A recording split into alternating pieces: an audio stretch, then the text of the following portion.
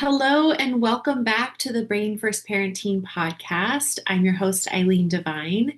Today's episode is part two of a two-part series. So I wanted to let you know that before we go any further. If you missed episode 28, it's titled When the World Feels Too Big, Your Child's Window of Tolerance.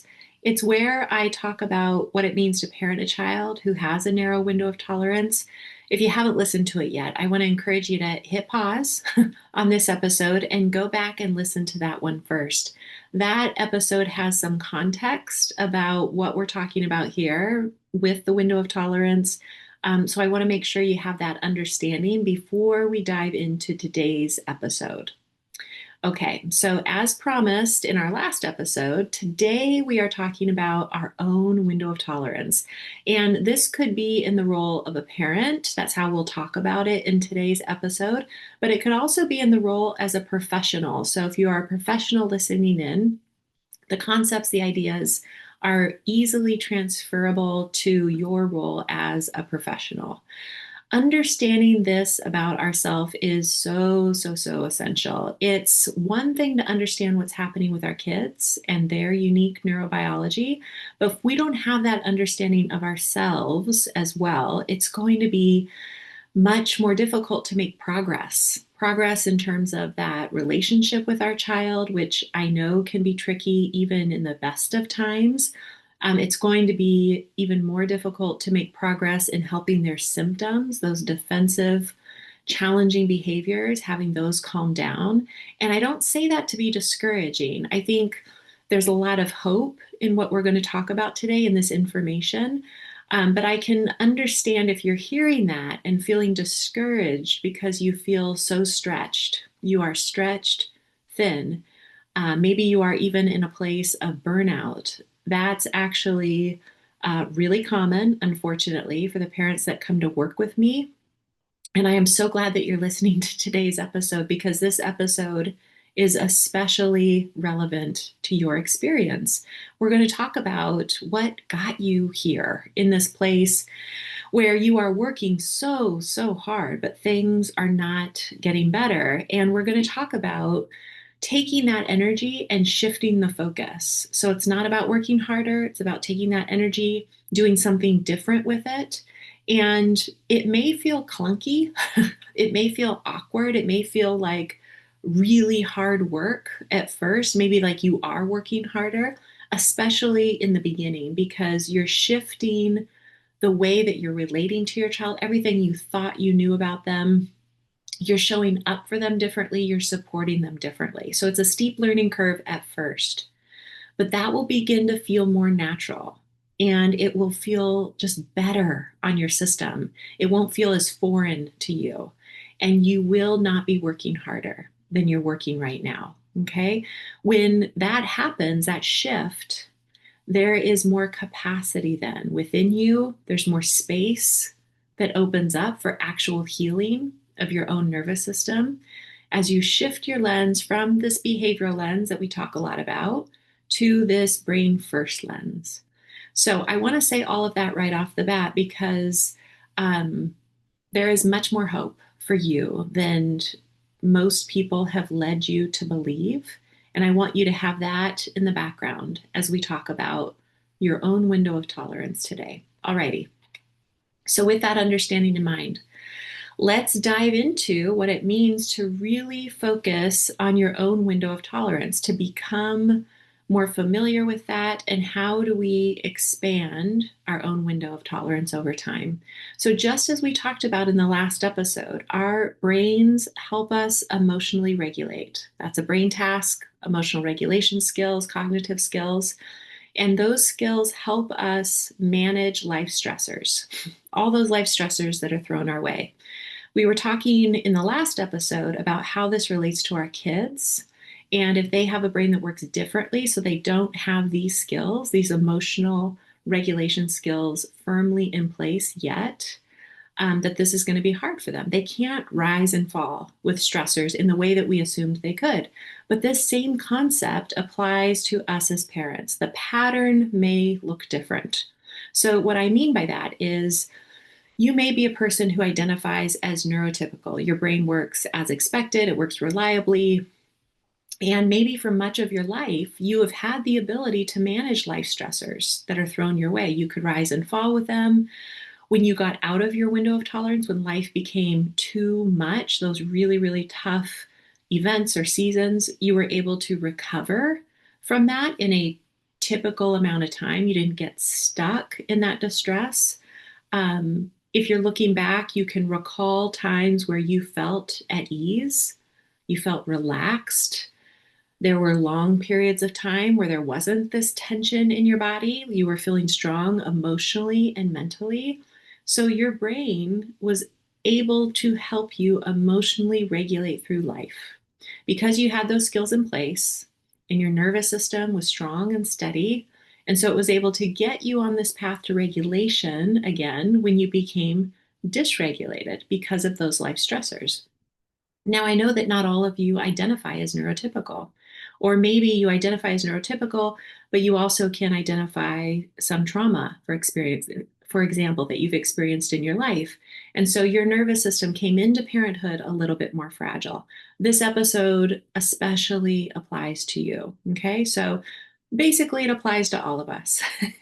I wanted to be able to, for those parents who feel very different, a different sense of self than they did before they were parents, I want to be able to help you understand where you might have been in that neurotypical physiological makeup and why you now feel very different than that. Okay, so where did things change? It's really important to understand because I work with a lot of parents who feel guilty. They beat themselves up. They don't like parts of who they are anymore as a parent, as a partner, as a person. They feel like they are impatient, they are irritable, they're not very fun to be around. They feel like they're just not very nice. Maybe most especially sometimes to those who are closest to them, they describe feeling like a shell of their former selves. They don't have the motivation that they used to, and they don't feel very fun anymore. They're not as social. They feel like they're always on edge. And that is a really, really hard way to live. And what I remind them is it's not your fault. They're not bad people. They're not a bad parent. What is true is that they have been exposed to chronic, prolonged, sometimes unpredictable stress as a parent that has narrowed their window of tolerance over time. So, those life stressors that used to be things they could rise and fall with, used to be things that they could handle, it would not completely throw them off, right? Now it completely throws them off. And when it does, they experience behavioral symptoms that reflect the fragility of their own nervous system, that reflect their own narrow window of tolerance, reflect being thrown out of their window of tolerance. So if you listen to the first episode, and I hope you did, this is probably going to sound really familiar to you because it's exactly what we talked about happening with our kids. If you are familiar with Dr. Bruce Perry's work, you will hear him talk about this unpredictable and chronic and prolonged stress and what it does to an individual's physiology and how it shapes their neurobiology. If you're interested in reading a really excellent book on this topic, Dr. Bruce Perry wrote a book with Oprah Winfrey called What Happened to You? And the title tells you a lot, right? It assumes that someone who is having a really difficult time, maybe acting in ways that aren't pleasant for those around them, had something happen to them that's resulting now in these behavioral symptoms. What happened to you? What trauma or chronic stress have you experienced that this is now your experience of the world? So in this book, he talks about how stress in and of itself, it's not bad. It gets us moving. Stress motivates us. There are actually ways that stress is very good for us. What's not good for our brains and our nervous system is when it is prolonged, chronic, and unpredictable.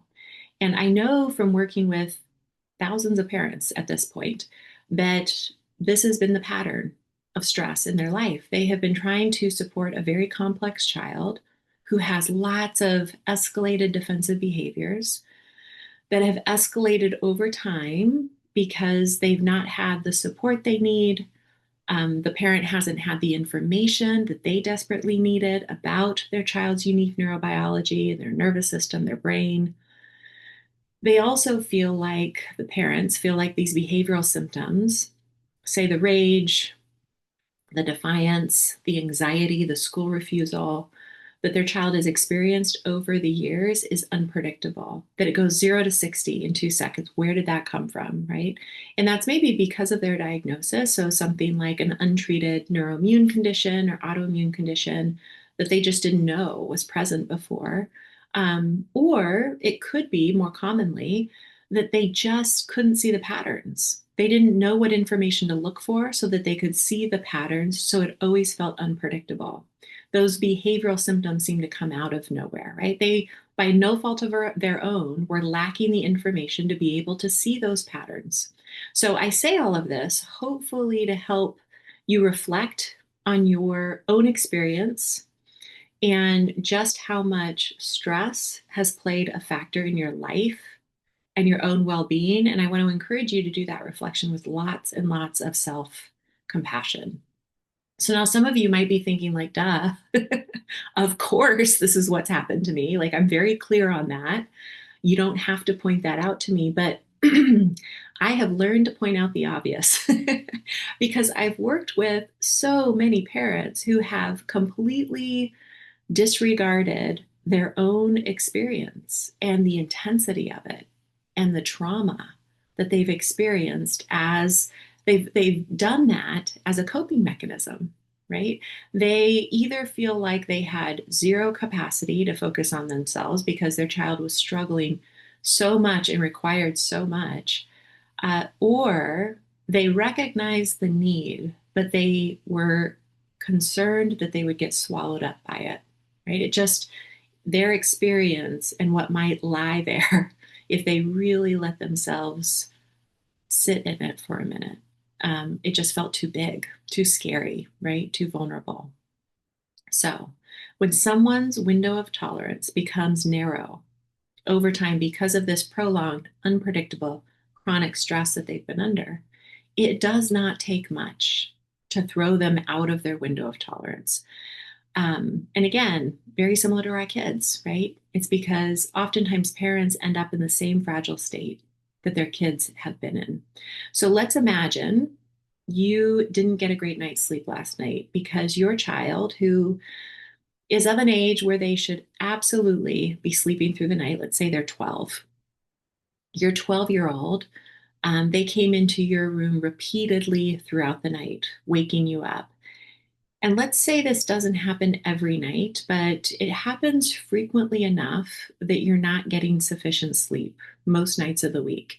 And on this particular morning, you, after getting up several nights, several times during the night with your 12-year-old, you drag yourself out of bed to get the day started because you have no choice but to do this, right? Somebody's got to get everybody going and get things going for the day. And all you want to do is be able to get your coffee and have a few moments of silence and a few moments of peace before the rest of the house wakes up.